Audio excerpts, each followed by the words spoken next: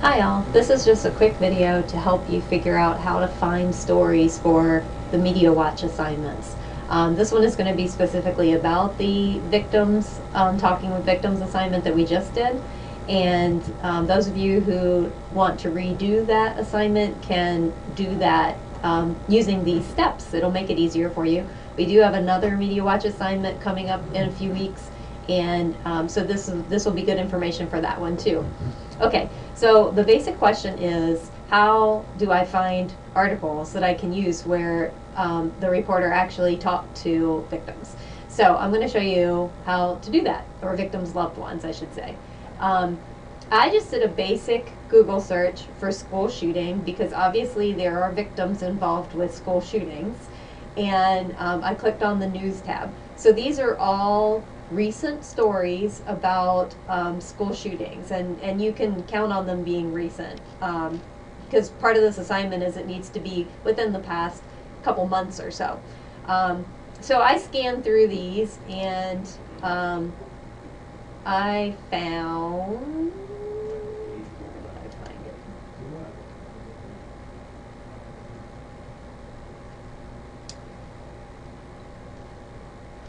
Oh, poo, sorry.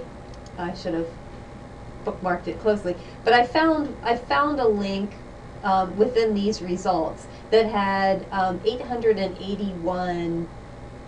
See how this one says it has 778 more articles? I found one that had 881 more articles, and I followed that link. And then I was scanning through those articles, and I found 4 stories that I want to go over with you today.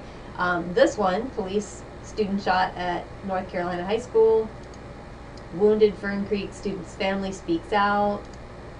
Louisville school shooting hits close to home. And students return to class after teen classmates shot on class grounds. Okay, on school grounds. All right, so the question then is, how can you tell if they actually talk to people in the story? So this one I just clicked on at random, and because a lot of times the earlier stories in the chain of news that comes out after a school shooting, the earlier stories will have a lot more interviews in them, while the later stories are just updates and coverage of press conferences and news from the police and that sort of thing. So this is one of the earlier stories in the series, and it happened in the morning, and it was, pretty soon after the shooting had happened. So I basically scanned through this, and it's just giving news, and here you have the police chief speaking, so he's not a victim or a victim's loved one. So you go down, they spoke to witnesses, okay, so that's pretty good. And then if you come down here, here's a student who was interviewed. Student Brittany Montgomery told WBT-TV. That is a great indication. The student told the TV station that she heard students arguing. And here's a quote. "I told her to calm down. He's going to be okay. He's just shot in the leg," Montgomery told the station. So this is an article where the reporter actually talked to a victim or a victim's loved ones. And she was a student at the school, and she was there when it happened. So even though she wasn't one of the ones who was shot, you can say that she qualifies as a victim in this case because that's a very traumatizing event to be present. Okay, so that's one that you could use. The next one, Wounded Fern Creek student's family speaks out. Okay, so let's look at this one. So Javante Burrows is the name of the student, and there's some background information, and then it says Burrows' parents spoke publicly about their son. Okay, so when it says that Burrows' parents spoke publicly, that means that this is not an interview. This is a press conference. This is the parents going live on in some sort of a prepared statement, in some sort of a manner that's not an interview with the reporter. So even though this one says the student's family speaks out, this one is actually not an article that would qualify for this assignment because the reporter is not actually talking to the victim's family or the victim in this case. All of the quotes in here, even though this seems like some great things that you could talk about, none of these were given to reporters. Remember, the whole point of this assignment is to analyze what the reporter did or didn't do that could be considered ethical or unethical. So if the reporter's not actually talking to the person, then you can't say anything about what the reporter did or didn't do in that interview because the reporter didn't actually do an interview. Okay, so that one is not a good choice. Let's look at the next one. Louisville school shooting hits close to home. Okay, so in this one, we have these two women, Jennifer and Cheryl. Cheryl is the principal at Fern Creek Elementary School, and there was a shooting at Fern Creek High School, which the two schools are right next door to each other, and the interview is with Jennifer, who is Cheryl's daughter. So here we have the daughter who is getting interviewed by a reporter close to where she lives. She doesn't live anywhere near the school shooting itself. So this is about the daughter talking about her mother. And so you get into this and she's explaining the situation, and now she's talking about her mom. My mom wasn't in the building. She had a very scary situation with two schools next door. She has a building of 700 students, making sure they're safe. And so she goes on to talk about, you know, not getting to talk to my mom until later in the evening was frightening, but I knew she was extremely busy. Okay, so in this case, if you chose this one, I would count this for this assignment, because even though Jennifer obviously wasn't connected with the school shooting, and it turns out that Cheryl's mom was also not directly connected with the school shooting, because Cheryl's mom was right there in the vicinity when it happened, and she had the responsibility as the high school principal for a group of elementary school students who possibly could also have been at risk. Then I would count Cheryl as being a victim in this case, because she's in a very traumatizing situation.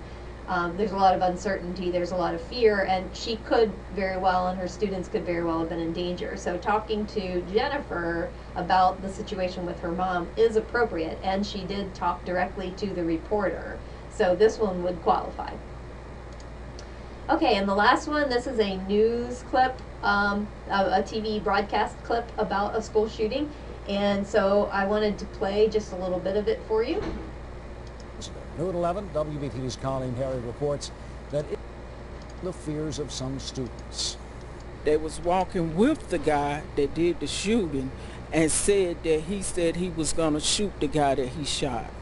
And when they heard the gunshots, she ran and got back on the bus. And so Vanessa Little, a grandmother, spent Tuesday night at North...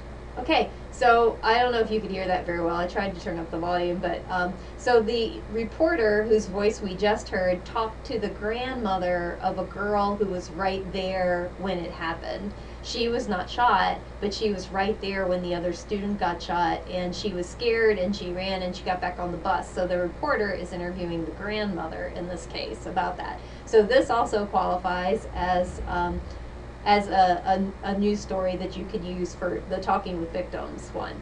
So once you find a news story that definitely has a reporter actually talking to a victim or a victim's loved ones, then the next step is to decide whether you think it is appropriate or not, ethical or not, and to use the types of things that we've talked about in class to help with that analysis.